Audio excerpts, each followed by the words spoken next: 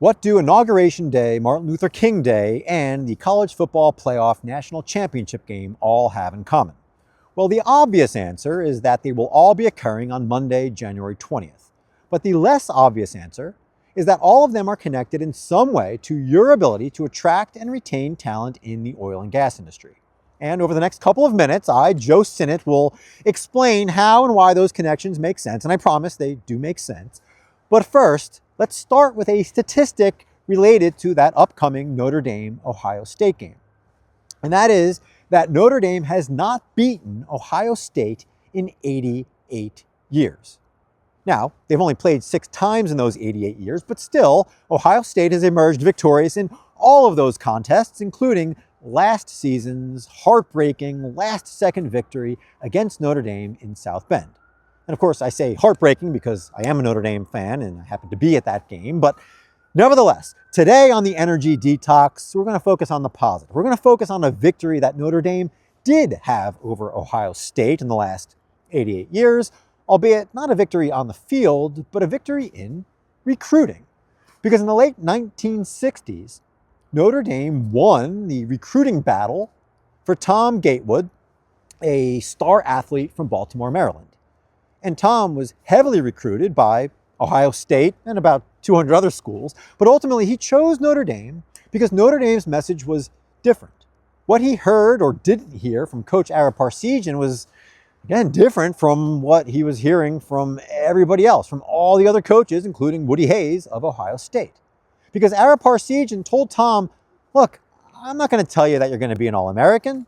I'm not going to tell you that you're going to come in here and be a starter.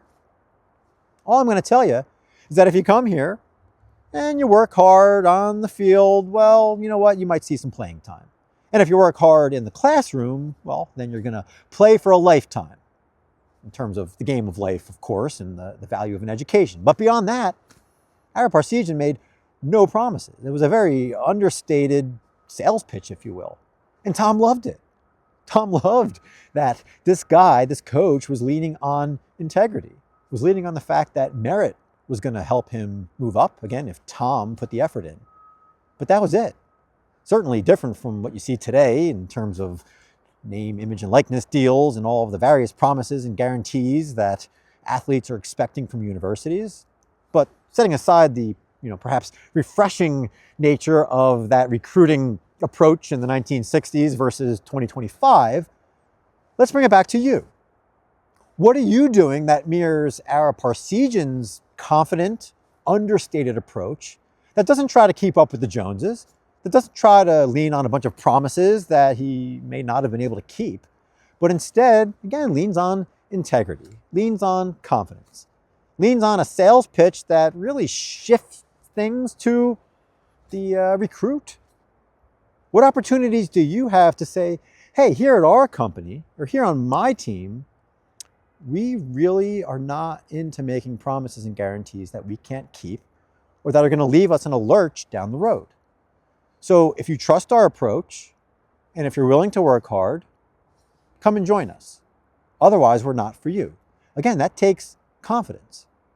And now, sure, you need to keep up with the Joneses to a certain extent when it comes to compensation and titles and work arrangements and maybe work from home promises if necessary. But at the end of the day, the underlying principle should be integrity and opportunity and a merit-based approach. So ask yourself, are you communicating that?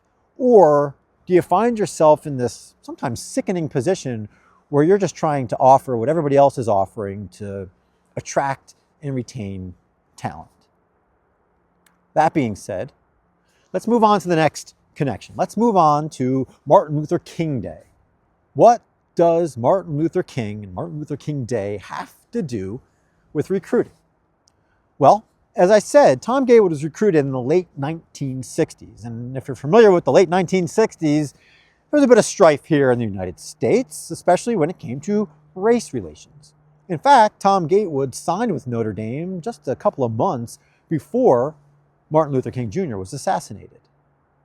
And when he got on campus, he knew, and again, these are his words, he knew that he was walking into an environment that was hell-bent on attracting the best talent possible regardless of the color of people's skin. Now, in fairness, there was still only a couple of African Americans on the Notre Dame team, but he knew that the president of the university at the time, Father Ted Hesburgh, had a strong relationship with Martin Luther King Jr., was sitting on civil rights commissions, and in fact, there's a famous photo of Father Ted Hesburgh linking arms with MLK. So Thom Gatewood knew this going in when he accepted the offer from Notre Dame. In fact, his high school coach, George Young, told Thom Gatewood ahead of time, he said, hey, look, there's two people at this school, Notre Dame, Ara Parseghian and Theodore Hesburgh. If those two people are influencing your life, they can make a big difference. So Thom knew this going in, but when he got to the university, when this talented individual was there, already on the team, he had the opportunity to form a personal relationship with the president of Notre Dame. And it was that personal relationship, it was the conversations with Father Ted that led to insights and understanding about the mission of the university and its leader that you might not expect of your average college athlete. And bringing it back to you and your organization, really, it's a matter of existing talent. How connected do they actually feel to the mission and the vision of the company's leaders? Maybe not the president, but senior leadership in general. Do they feel that bond? Do they feel that connection? You know, in the case of Father Ted and Thom Gatewood, Father Ted, shared very openly his vision for the university. In fact, he shared his vision for Thom Gatewood and how Thom, in many ways, mirrored Jackie Robinson and had the potential to break barriers. So, yes, I understand that in the world of corporate America and different sized companies, it's not always practical that every individual employee is going to meet once a year with a president of the company. I don't think ExxonMobil necessarily has the time and energy to arrange meetings between its president and every one of its employees necessarily. But there are other ways to form those connections. And that's the point today. How do you build those connections such that you're not leaning on corporate speak and mass emails and the occasional town hall, but instead can really share insights of what that leader from a personal level wants? How do you strengthen the bond between the people at the very top of the organization and every other employee so that those employees don't feel like they're just a cog in a system, much like Thom Gatewood did not feel like he was just some cog in some giant organization there at Notre Dame. He wasn't just a player, but he had this personal relationship. That's the holy grail there, especially when it comes to retaining talent. But also, you think about what Thom Gatewood then did for the university for the next 50 years. He became one of the best advocates possible. So you want to talk about attracting future talent? Well, you talk about bringing somebody in like Thom Gatewood, who clearly felt connected to the Notre Dame family because of his relationship with the president. So ask yourself, how do you form that relationship? How do you get people to be excited and engaged to the level where they want to go out for you and recruit formally and informally? Because if that's not the culture in your organization, if you don't have people that are willingly wanting to go out, perhaps on social media, and tout what a difference your institution is relative to other companies, to other opportunities, well, something's amiss. And it's up to you to figure out what exactly is missing. And by and large, it's likely that connection between upper management and your average employee. That being said, be remiss not to focus on the fact that Martin Luther King also, of course, had a differentiated message. So we started with Ara Parseghian's differentiated message. And as a quick aside, let's emphasize the fact that Martin Luther King also had a differentiated message. That, of course, being nonviolence, nonviolent protests.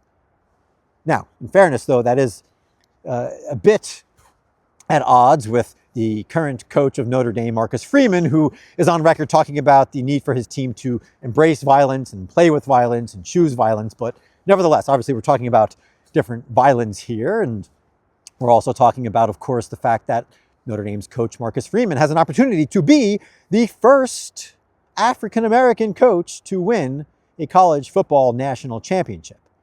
Which actually brings us to our third and final connection, that being Inauguration Day. We're going to have a new president or an old new president, or however that's going to work here in a couple of days, and Inauguration Day. And what's worth noting is that, I just said that Marcus Freeman stands to be the first African-American head coach to win a national championship, although I think he's actually already the first African-American to play for a national championship as a coach. And it's worth noting that Thom Gatewood was the first African-American captain of Notre Dame. And why do I bring that up? What does that have to do with, well, Inauguration Day? Well, it's because Thom Gatewood was elected. He was voted in to be captain of the Notre Dame team. He was not appointed. He was not selected by a coach. It was his teammates who voted him in. And again, Thom is on record talking about how important that was to him, because clearly he was recognized for his efforts. It was merit. It was hard work. It was the recognition from his teammates that got him that title. It wasn't somebody else handing it to him. And so again, what does that have to do with you and your organization? Well, again, if you actually have an organization that relies on merit to recognize people, and if you actually have an organization that promotes people who are clearly connected with their peers, with their colleagues, well, that's a winning formula, right? Versus companies that seem to make selections that are based on God knows what, just politics, based on a coin flip, based on personal favors. Again, regardless of what the real story is, if there's a narrative, if there's a perception at your organization that it isn't a matter of choosing the person that actually has the best influence on everybody else, that has actually achieved results, that's actually earned the right based on merit, well, again, you're not going to have long-term success, and you're certainly not going to have a culture that is going to attract and retain talent. Because much like President Trump, who of course won the election, he had to earn the trust of however many million voters selected him to be the next president of the United States. He wasn't appointed.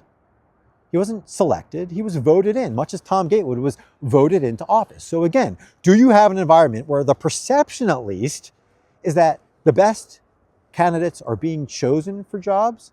Or do you have an environment where it seems like people are just being handpicked for some reason and slotted into roles that really don't align with the will of the people, so to speak? And again, I'm not suggesting, of course, that your organization is a democracy of any sort. I'm not suggesting that people should vote for who the next promotions or the round of promotions should be.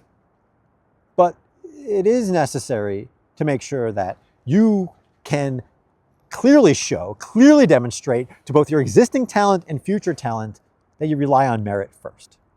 And so with that, as always, I thank you for tuning into the Energy Detox. I thank you for joining me on this frigid day here at the confluence of the Allegheny, Monongahela, and Ohio rivers as we forced in some analogies here, the confluence of Inauguration Day, Martin Luther King Day, and the college football playoff, of course. And I'd be remiss not to force in a final pun, because I am, of course, standing at the gateway to the west here at Point State Park, as we talked about Thom Gatewood. So with forced puns and dad jokes aside, I hope you all have a wonderful rest of the day. And of course, go Irish.